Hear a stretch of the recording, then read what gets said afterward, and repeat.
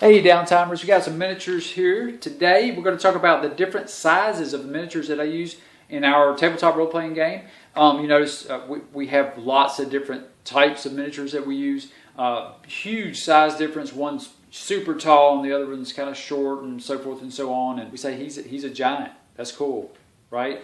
So the kids really don't care. They really don't mind. They're like, okay, cool. You know, it's kind of like the more the merrier. I have kind of some reservations about some of the stuff, so we don't use some of the miniatures as much as we do some others. But let's go ahead and take a look at a sampling of the miniatures that I've collected throughout the years and look at the different sizes and get an idea about what you guys might want to purchase. So anyway, let's take a look.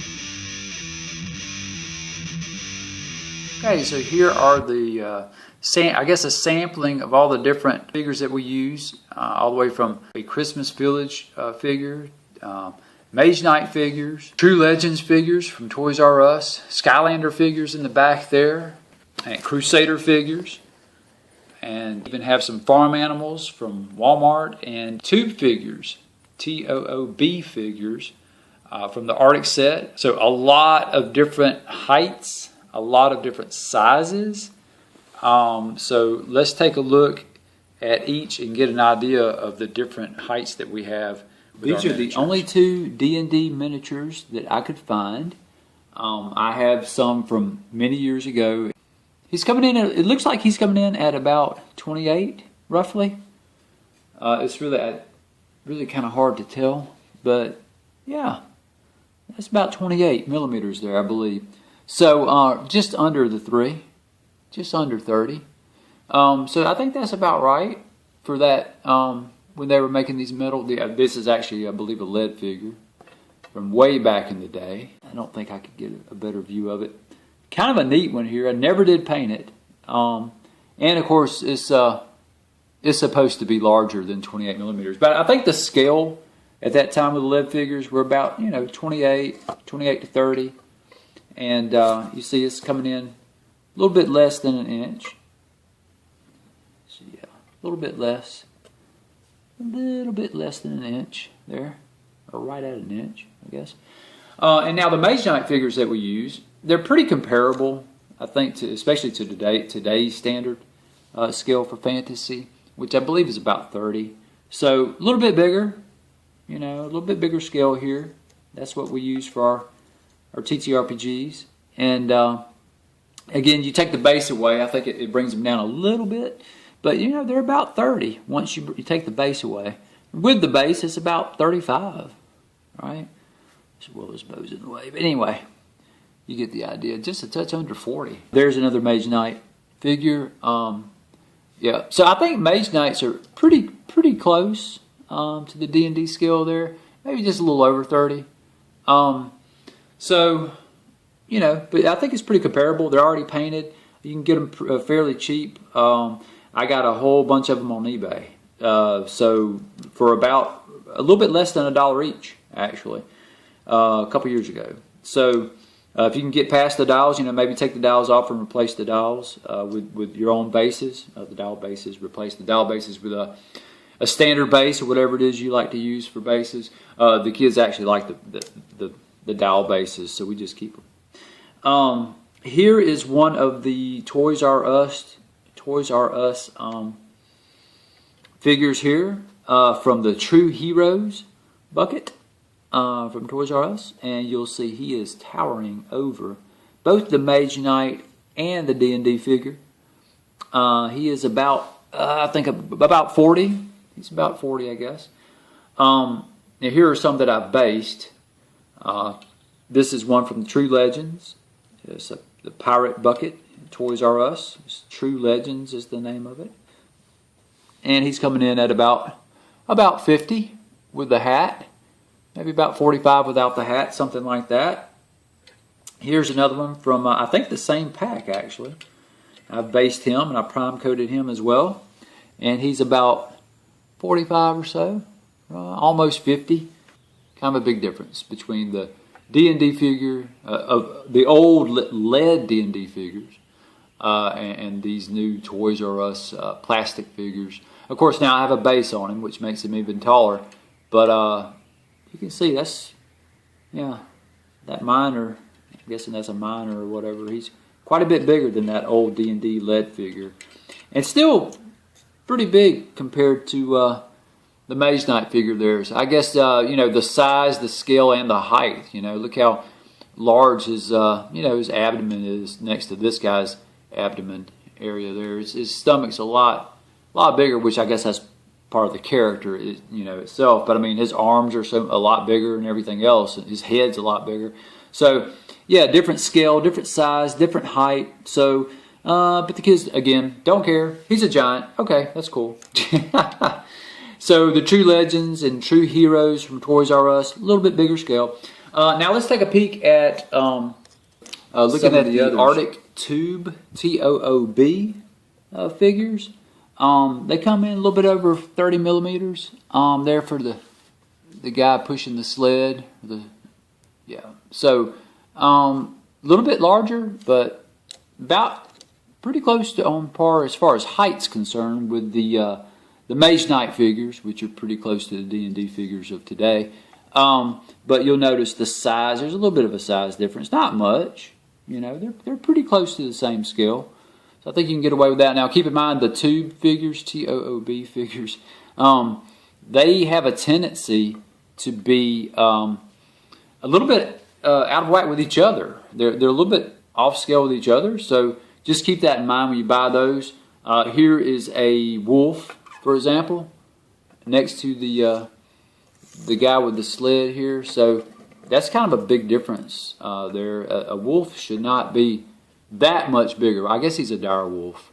Anyway, so the dire wolf here is about 36 millimeters, I guess. He is way too big to claim he's on a, you know, that same scale with the slit, the same guys from the same set, or you know, the same figures from the same set. So, and then here's a polar bear. Yeah. So I don't know, the wolf is kind of big next to the polar bear. That's pretty big for a wolf, huh? I mean, that's a polar bear. So yeah, those guys are all off. The polar bear, I haven't studied polar bear scale very much. I don't know really what the polar bear scale is supposed to be, but that looks, I guess that's about right compared to those guys there that come from the same pack. I guess that's about right. But then if you look at the wolf, that wolf's way too big compared to the polar bear. So it's almost like they're dealing with a couple of different scales within the same pack, the same bucket. Here is I guess, is that a reindeer or something? Or yeah, I guess that's a reindeer.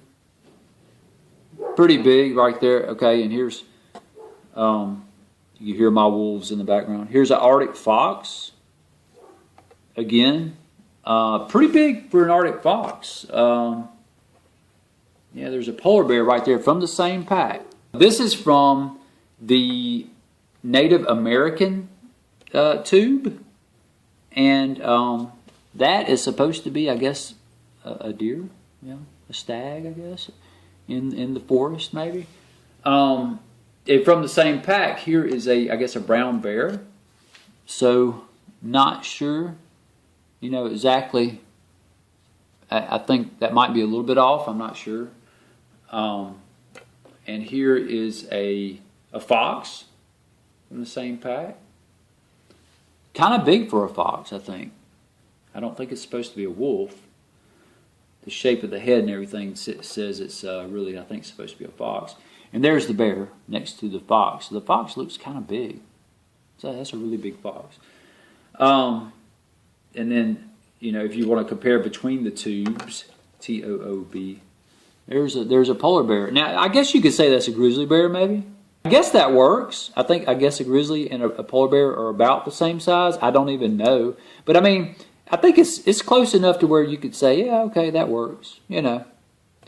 So, but again, the fox is way too big. Yeah, the fox is almost as tall.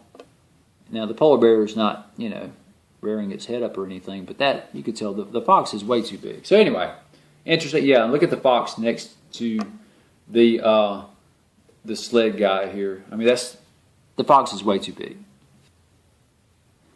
Okay, so that's enough of the Toob figures. Well, except for, I guess, if we want to compare that to maybe some others. Here is one of the figures from the True Legends. This is from the Pirate Bucket, and he's pretty big. That's definitely a giant skeleton. If we compare it to the typical Mage Knight figure here. Yeah, the standard's gone up to about, I guess, 28 to 30 millimeters. So it's just seems like it's got a little bit bigger. But anyway, the toy figures at Toys R Us and the buckets are definitely, if you're going to use those on your table, you're definitely going to have to claim that they're giants. And he's big even. Well, I don't know. I mean, the height. Well, he's kind of slumped over. Plus, I have a base on the pirate here too. And that pirate is definitely standing straight up. So, I don't know. To me, the skeleton looks a little bit bigger. The scale's just a little bit bigger. Maybe not a whole lot. But both those guys, of course, would be considered giants next to your standard 30, around about 30 millimeter figure. Okay, so True Legends there, Pirate Bucket. We already looked at the True Heroes. There's the Mage Knight compared to the old lead D&D figure, and of course, you know, you have other races too. So here's your dwarf, just for comparison. And here is a true hero on horseback. So you can tell that's really big. That is huge. And just for fun, we'll break out the Crusaders. The Crusaders pack that I bought from Hobby Lobby, and we'll look at those guys, and just for comparison, just to see. I mean, the True Legends guys from Toys R Us are definitely considered giants, but look at these guys. The Crusaders are absolute. They're off the scale. I mean, they're over 3 inches on horseback, of course. The True Heroes, a little bit under 3 inches, and of course now we're talking horseback, so that changes everything. But it's pretty obvious that there's a really big difference between those two, and obviously between the typical 30 millimeter or 28 to 30. Now, if we want to say, well, you know, let's take it easy with the horse stuff. Let's just look at the standard here. Well, wow, and even the guy. Look, the guy kneeling, the crossbowman, he's over 2 inches kneeling down. That's definitely a giant. So the Crusaders are definitely giant material. And if you compare that, there you go. A little bit out of focus, but pretty close. So yeah, let's have these two guys fight. Wow, that's definitely a giant fighting. His shield's kind of in the way, but you see he's towering over 60 millimeters. Yeah, he's almost at, not quite, but almost at the 3 inch mark at the top of his helmet. His hand is up there at the 3 inch mark, which is pretty crazy. So that's definitely a giant. Here is a Skylander figure. We don't use too many Skylander figures, but I kind of like this guy. I flocked the base and I did a little bit of painting on him. I think he looks kind of cool. You know, maybe for a giant boss or something. The kids think they're cool, and really didn't have the heart to throw them away. Or you know, I don't think we would get much money out of them. So I decided I would try to utilize some of them. But you can see it's well, and of course, if you take the base away, it's a little bit closer. But he's still, the scale is obviously from a different world. I mean, he is way off scale. The top of his head's over 60 millimeters on the base, of course. So you take the base away, and he's still too big. So if you for some reason want to use Skylanders, or you just like the artwork or whatever, definitely have to claim them as a different race or whatever. Definitely giant material. And of course, this is, I'm not sure if this is Skylander Giants or just regular Skylanders. I think it's regular Skylanders. The Skylander Giants, some of those, now, I think you can use, the ones that look like, different creatures and so forth. You can use, those for bad guys or whatever, monsters that you fight or whatever. Yeah, I don't think I would use any of those for PCs. Don't think I would do that. So here's a cat from the Farm Animals collection, just to give an idea of how off scale some of theirs are. Some of the farm animals are actually pretty close to scale. So let's take a peek at some of the farm animals. Here is a little billy goat, here, and he's kind of big for a goat. If we're wanting to stick with the D&D roughly 30 millimeter scale, he's kind of big. That's a really big goat. Here's a sheep, but I mean, I think you could get away with it. I don't think it's that far off. The kids, I don't even think they have even noticed.